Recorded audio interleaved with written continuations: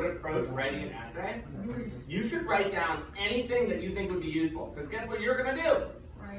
Write an essay. And I want you to really think about my process. I might ask you some questions as we move along, but really you're paying attention to me. Make sense? I write, you write. If my handwriting is terrible, no wait, that's my New Year's resolution. I'm going to slow down. Okay. All right, here we go. Are you ready? 5 minutes. You're paying attention to how I would approach this essay. All right. I've been given this sonnet. I've read it once. The first thing I want to do is I want to choose 6 quotes. Because I know I'm writing a 3-paragraph essay, I'm going to have 2 quotes per essay, and I don't have time to dilly-dally. I want 6 quotes. I'm going to start, my first quote is going to be the first 2 lines. Quote number 1. Okay? I know I'm going to write about the beginning of the poem. No fool would ever ignore the first 2 lines of a poem. And then, I'm going to keep going. My first quote is going to be lines 1 and 2. My second quote is going to be lines 3 and 4, because I really like it. My third quote is going to be lines 5 and 6. Crazy, right? So far, I'm writing about the entire poem. My fourth quote is going to be 7 and 8. Okay? I know, crazy, right? I'm actually going to skip 9 and 10. Here's why. The scorched fly and the mouse are very similar. I don't need to write about the scorched fly and the mouse. I'm going to skip it. Quote number 5 is going to be lines 11 and 12. And quote number 6 is going to be, what's that called at the end of the poem? GG, and it's a?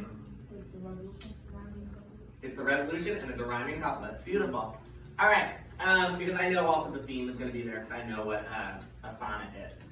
Then, I know I need to think about, in a general sense, how the speaker's attitude shifts throughout. Otherwise, I am going to be talking about the same attitude the whole time. If I talk about how he is vengeful the whole time, that is going to be a very repetitive essay.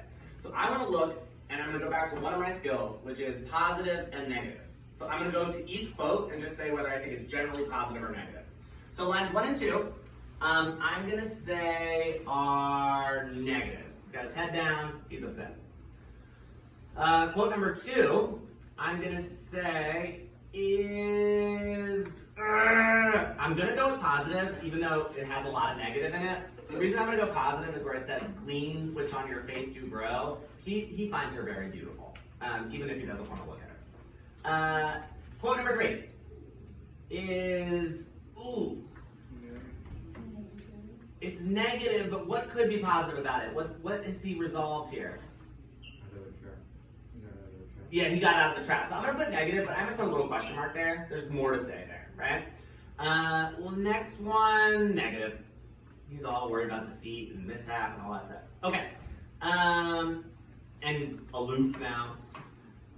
Quote number 5, positive, right? He's learned that this is a game. He's not going to play it anymore. And quote number 6, he's resolved to look away, so I'm going to give it a positive, but then I'm going to add negative because he's still hung up on all the misery she's caused. Okay? So I put positive, negative there. And this is just my model. You can approach it however you want. All right, so I've done that. Now I'm only 5 minutes into my planning process. I am just going to do a quick rundown of small little choices I noticed throughout. Not every small choice, but some of them. So in quote number 1, things that are interesting to me are the imagery, like the luring head so low.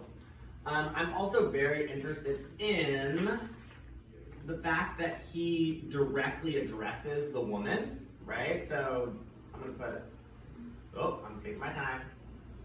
He's direct with the woman, right? In the second quote, there's this example of hyperbole. Gleams which on your face do grow.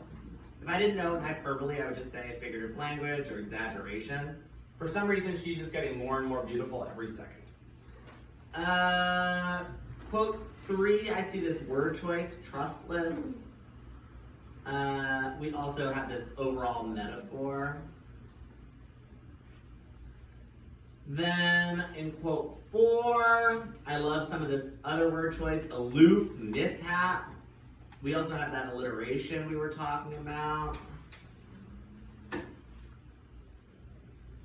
Quote 5, tons of alliteration here too.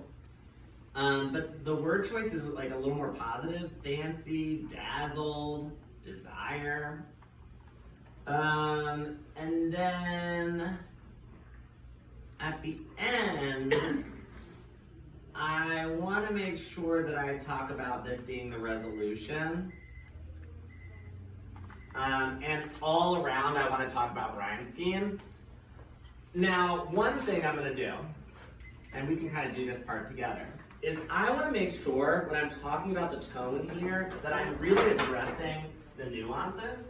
So let's go to our writer's toolkit and turn to page 16. No, it is page, ignore 16, page 9.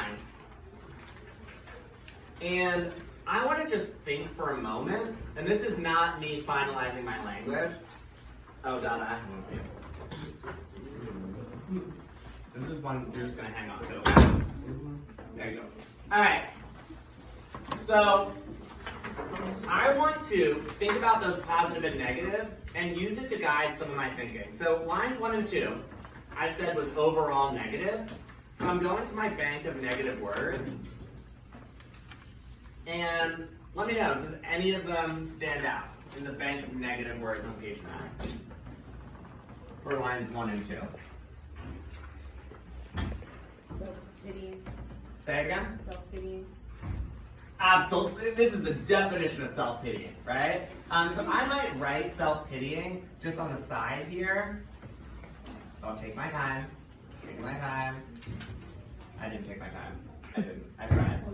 Self-pitying, which I think I may have spelled wrong. Let's see. No, I didn't. I spelled it right. Self-pitying, I might put a question mark if I'm not sure if I want to use it. Lines 2, I said were mostly positive. Any positive words that go with how he feels in lines, or in line 3 and 4 for quote 2? Admiring. Yeah, he feels admiring.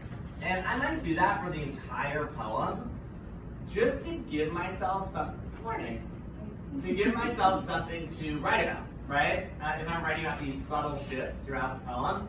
And then I'm starting to think about my thesis statement, right? The speaker's attitude is self-pitying yet admiring, right? Now, I might end up changing it, but that's where I'm leaving it.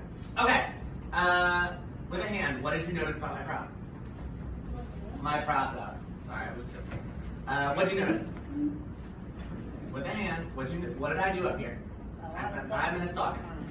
Huh? Yeah, a lot of thoughts in a little bit of time.